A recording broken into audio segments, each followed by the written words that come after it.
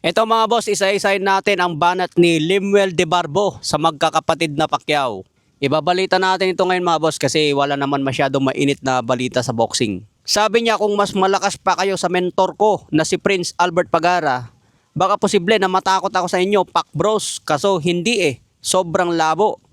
Mas malabo pa sa sitwasyon mo Eman na maging kayo ng crush mo na si Jillian Ward.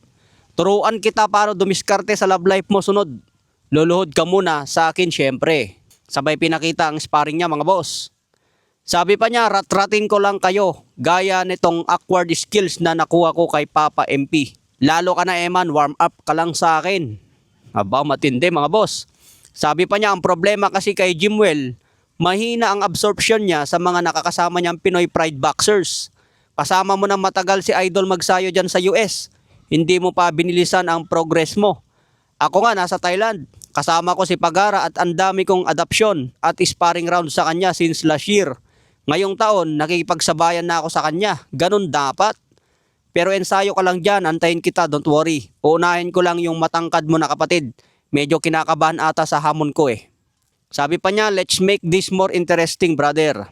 We are both 8 rounder now and qualified any championship title fight anytime. Let's negotiate in any part of Asia Championship title belts match. ABF, WBC, WBF or kung ano pa yan. I'll move up to your preferable weight classes. Partida ko na yan sa'yo.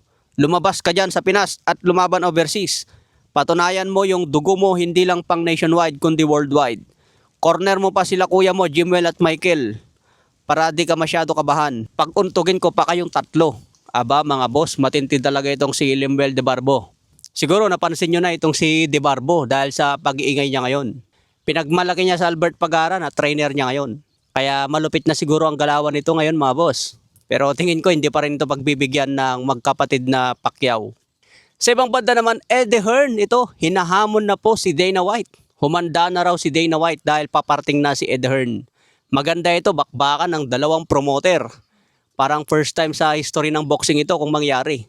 Napakalaki ni Eddie Hearn mga boss. Tingin ko may pag-asa siya kay Dana White. Mukhang malupit din sa boxing si Eddie Hearn Meron siyang knowledge sa boxing pero di natin alam kung kaya ng katawan niya. Kaya entertainment din yan kung maglaban ng dalawang promoter. Okay mga boss, abangan na lang natin yung mga paparting na laban ngayong March 28. Bakbakan na po ni Kit Turman.